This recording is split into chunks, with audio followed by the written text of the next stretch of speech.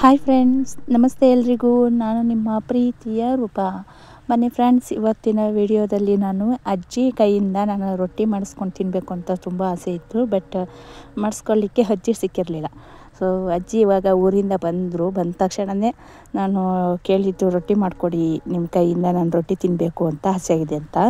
ಅಜ್ಜಿ ಅದಕ್ಕೋಸ್ಕರ ಮಾಡಿಕೊಡ್ತಾಯಿದ್ರು. ನೋಡ್ತಾ ಇರ್ಬೋದು, ಅಜ್ಜಿ ರೆಡಿ ಮಾಡ್ತಾಯಿದ್ದಾರೆ ರೊಟ್ಟಿನ. ಜೊತೆಗೆ ಸೈಡ್ಗೆ ಅಂತ ಅಂದರೆ ರೊಟ್ಟಿಗೆ ನಂಚ್ಕೊಳ್ಳೋಕ್ಕೆ ಅಂತ ನಾನು ಬೆಂಡೆಕಾಯಿ ಪಲ್ಯ ಮತ್ತು ಕಾಯಿ ಚಟ್ನಿ ಮಾಡಿದ್ದೀನಿ, ತೆಂಗಿನಕಾಯಿ ಚಟ್ನಿ ಮಾಡಿದ್ದೀನಿ. ಬಟ್ ಅಜ್ಜಿ ರೊಟ್ಟಿ ಹಾಕ್ತಾಯಿದ್ದಾರೆ. ಯಾವ ರೀತಿ ಹಾಕ್ತಾಯಿದ್ದಾರೆ ನಾನು ಕೂಡ ವಿಡಿಯೋದಲ್ಲಿ ತೋರಿಸ್ತಾ ಇದ್ದೀನಿ, ನೋಡ್ತಾ ಇರ್ಬೋದು. ನಾವು ಮಷಿನಲ್ಲಿ ಅಥವಾ ಹಿಟ್ಟನ್ನು ಹಾಕ್ಕೊಂಡು ರೊಟ್ಟಿ ತೊಡ್ತೀವಿ. ಬಟ್ ಅಜ್ಜಿ ಇಲ್ಲಿ ಒಂದು ಪೇಪರ್ನ ಇಟ್ಕೊಂಡು ಅದ್ರ ಮೇಲೆ ಬರೀ ನೀರನ್ನ ಹಾಕ್ಕೊಂಡು ನೀರಿಗೆ ಹೆಚ್ಕೊಂಡು ಅಷ್ಟೇ ತೊಡ್ತಾಯಿದ್ದಾರೆ. ಅವರು ಯಾವುದೇ ರೀತಿ ಮಿಷಿನ್ ಬಳಸ್ತಾ ಇಲ್ಲ, ಮತ್ತು ಹಿಟ್ಟನ್ನು ಕೂಡ ಬಳಸ್ತಾ ಇಲ್ಲ. ಹಿಟ್ಟು ಅಂದರೆ ತಳಗಡೆ ಎಲ್ಲ ಹಾಕ್ಕೊಂಡು ನಾವು ಹಿಟ್ಟನ್ನು ಉದುರಿಸ್ಕೊಂಡು ಹಾಕ್ತೀವಿ. ಬಟ್ ಇವರು ಯಾವುದೇ ರೀತಿ ಹಿಟ್ಟನ್ನು ಬಳಸ್ತಾ ಇಲ್ಲ, ಮತ್ತು ಮಷಿನ್ ಕೂಡ ಬಳಸ್ದೆ ಬರೀ ಕೈನಲ್ಲಿ ಅದು ನೀರನ್ನು ಹೆಚ್ಕೊಂಡು ರೊಟ್ಟಿ ಹಾಕ್ತಾಯಿದ್ದಾರೆ.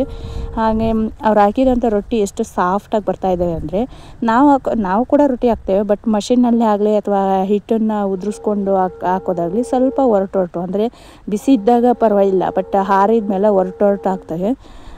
ಅಂದರೆ ತಣ್ಣಗಾದ್ಮೇಲೆ ಒರಟು ಆಗ್ತವೆ. ಬಟ್ ಅಜ್ಜಿ ಮಾಡಿದಂಥದ್ದು ಎಷ್ಟು ಒಂದು ದಿನ ಕಳೆದ್ರೂ ಕೂಡ ಅದು ತುಂಬ ಸಾಫ್ಟಾಗೇ ಇರುತ್ತೆ. ಅಷ್ಟು ಚೆನ್ನಾಗಿ ಆಗ್ತಾಯಿದ್ರು ಅಜ್ಜಿ.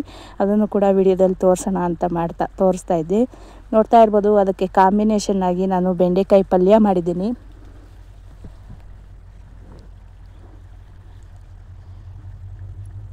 ಆಮೇಲೆ ನಾವು ರೊಟ್ಟಿ ಹಾಕಿದ ಮೇಲೆ ಮೇಲ್ಗಡೆ ಸ್ವಲ್ಪ ನೀರು ಕೂಡ ಸವರ್ತೀವಿ. ಬಟ್ ಅಜ್ಜಿ ಯಾವುದೇ ರೀತಿ ನೀರು ಸವರ್ತಾ ಇಲ್ಲ, ಯಾಕಂದರೆ ನೀರಿಗೆ ಹೆಚ್ಕೊಂಡು ಹಾಕೊತಾ ಇರೋದ್ರಿಂದ ನೀರು ಸವರ್ತಾ ಇಲ್ಲ. ಅದರ ಅವಶ್ಯಕತೆ ಇಲ್ಲ ಅಂದರು ಅಜ್ಜಿ. ಯಾವ ರೀತಿ ಹಾಕ್ತಾಯಿದ್ದಾರೆ ಅಂತ ಇನ್ನೂ ಒಂದು ರೊಟ್ಟಿ ಹಾಕೋದನ್ನು ಕೂಡ ತೋರಿಸ್ತಾ ಇದ್ದೀನಿ.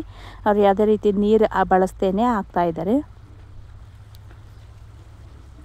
ಹಿಟ್ಟನ್ನು ಸ್ವಲ್ಪ ಅಂದರೆ ನೈಟ್ ಉಳಿದಿರೋಂಥ ರೈಸಲ್ಲಿ ನೀಟಾಗಿ ಕಿವುಚ್ಕೊಂಡು ಅದಕ್ಕೆ ಸ್ವಲ್ಪ ಅಕ್ಕಿ ಹಿಟ್ಟಷ್ಟೇ ಹಾಕ್ಕೊಂಡು ತೊಡ್ತಾ ಇದ್ದಾರೆ. ಅಷ್ಟು ನೀಟಾಗಿ ಬರ್ತಾಯಿದೆ. ನಾವೇನು ಮಾಡ್ತೀವಿ ಅಂದರೆ, ಉಳಿದಿದ್ದಂಥ ರೈಸ್ನ ವೇಸ್ಟ್ ಮಾಡಿ ರೊಟ್ಟಿಗೋಸ್ಕರ ಗಂಜಿ ಅಥವಾ ಬಿಸಿನೀರನ್ನ ಬಳಸ್ತೀವಿ. ಅಜ್ಜಿ ಉಳಿದಿದ್ದಂಥ ರೈಸ್ನ ವೇಸ್ಟ್ ಮಾಡದೆ ಯಾವ ರೀತಿ ರೊಟ್ಟಿ ಹಾಕೋದು ಅನ್ನೋದನ್ನು ತೋರಿಸ್ತಾ ಇದ್ದಾರೆ.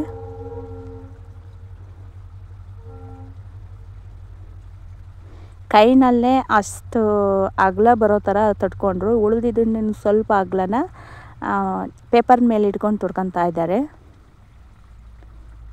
ನಿಮ್ಮ ಮನೆಯಲ್ಲಿ ಅಜ್ಜಿ ಇದ್ದರೆ, ಅಂದರೆ ನಿಮ್ಗೆ ಯಾರಿಗಾದ್ರೂ ಅಜ್ಜಿ ಇದ್ದರೆ, ಅಜ್ಜಿ ಕೈ ಅಡುಗೆ ತಿಂದಿರೋವಂಥ ಅನುಭವ ನಿಮ್ಗೆ ಯಾರಿಗಾದ್ರು ಇದ್ದರೆ ನಮ್ಮ ಜೊತೆ ಶೇರ್ ಮಾಡ್ಬೋದು, ಕಮೆಂಟ್ ಮೂಲಕ ತಿಳಿಸ್ಬೋದು.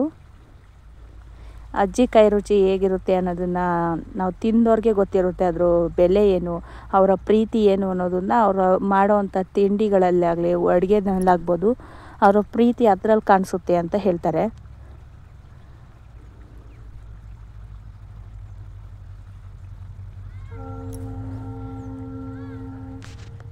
ಅಜ್ಜಿ ರೊಟ್ಟಿ ಹಾಕಿ ಮುಗಿಸೋವಂಥ ಟೈಮ್ ಆಯಿತು. ನಾವು ಒಂದು ಹಾಕಿದ ತಕ್ಷಣ ಅದು ಟೇಸ್ಟ್ ನೋಡಬೇಕು ಅಂತ ತುಂಬ ಹೊತ್ತು ಕಾಯಲಿಕ್ಕಾಗಲಿಲ್ಲ ನನ್ನ ಕೈಲಿ. ಅದಕ್ಕೆ ಆಲ್ರೆಡಿ ಒಂದನ್ನು ಸರ್ವ್ ಮಾಡ್ಕೊಂಡಿದ್ದೀನಿ ತಟ್ಟೆಗೆ. ತಿನ್ನೋದಷ್ಟೇ ಬಾಕಿ ಉಳಿದಿದೆ. ನಿಮ್ಗೆ ಯಾರಾದರೂ ಅಜ್ಜಿ ಇದ್ದರೆ, ಅಜ್ಜಿ ಕೈ ರುಚಿ ತಿಂದೋರು ಯಾರಾದರೂ ಇದ್ದರೆ ಪ್ಲೀಸ್ ಕಮೆಂಟ್ ಮೂಲಕ ತಿಳಿಸಿ ಅಂತ ಹೇಳ್ತೀನಿ, ಯಾವ ರೀತಿ ಇರುತ್ತೆ ಅನ್ನೋದನ್ನು. ನನಗೆ ಗೊತ್ತಿರೋ ಅಷ್ಟನ್ನು ನಾನು ವಿಡಿಯೋದಲ್ಲಿ ತೋರಿಸಿದ್ದೀನಿ. ಈ ವಿಡಿಯೋ ನಿಮಗೆ ಇಷ್ಟ ಆದರೆ ಲೈಕ್ ಮಾಡಿ, ಶೇರ್ ಮಾಡಿ, ಕಮೆಂಟ್ ಮಾಡಿ ಅಂತ. Thank you so much watch ಮಾಡಿದ್ದು ಎಲ್ಲರಿಗೂ.